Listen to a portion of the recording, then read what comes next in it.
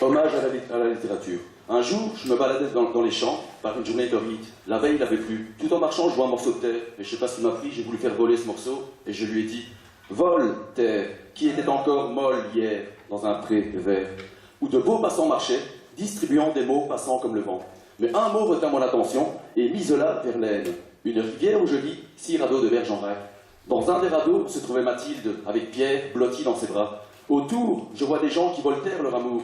Tout à coup, Pierre s'approche de la roche, avec un pendule de Foucault. Avec quelques sous en poche, on aurait dit Gavroche dans Les Misérables de Victor Hugo ou Sancho Panza dans Don Quirote. Tout à coup, il y a Pierre qui vote. Il est amoureux tel le diable de Cazotte. Alors, Poil de Carotte, qui chassait le renard avec son ami Jules, pose la question. Mais qui organise un bal? Zach, répond Pierre. Mais quel Zach? De l'avocat? Ou John Q. Zach, qui comme Boris vit en Espagne, avec dans sa main un livre espagnol? Ou est-ce Marcel Brion, qui vit un château brillant de mille feux, où le majordome était armé, et le majordome qui s'appelait Stéphane était mal armé.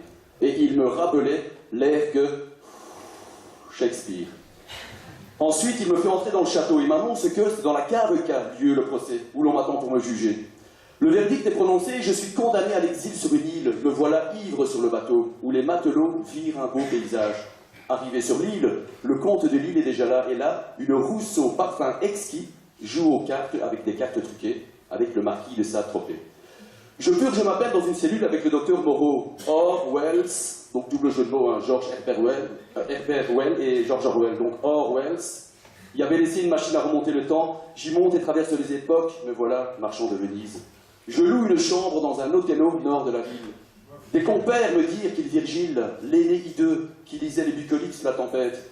Un des compères s'avance et me dit « Rome est haut ». Et Jules y est, te dis-je. Ah bon, répondis-je.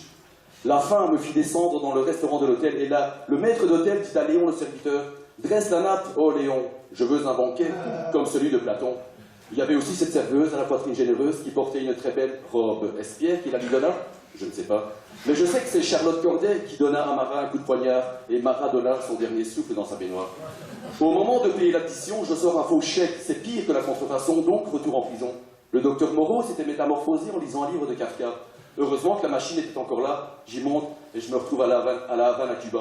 On m'offre un cigare, non pas un cohiba, mais un cigare de la Montes, qui eux ne fument pas. Je rentre dans une église et constate qu'il n'y a pas de prie-dieu. On me dit que c'est parce que les fidèles Castro. À vos Marx, prêt, Hugo, je savais ce que c'était, un faux départ. Merci.